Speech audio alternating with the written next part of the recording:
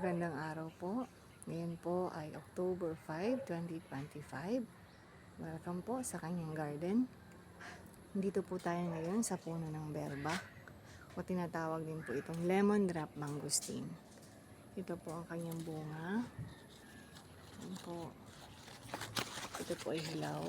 Hilaw po, ganyan po ang itsura niya kapag hilaw. Ito medyo maliit pa. Kapag ang hinog po niya ay ganito po ang itsura ng hinog, kulay yellow. Ang pinakamatamis po nito ay kapag siya ay color medyo orange na. Ayan. Ang kanyang lasa po ay matamis na may konting asim. Parang lasa rin siyang mangosteen or medyo may hawig po sa lasa ng santol. Yan po ang kanyang lasa. Yan po. Ito po yung prutas na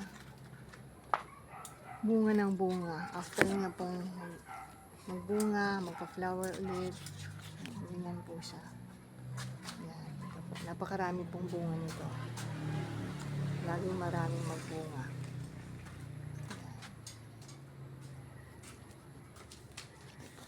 Bunga. Unahin natin itong isa.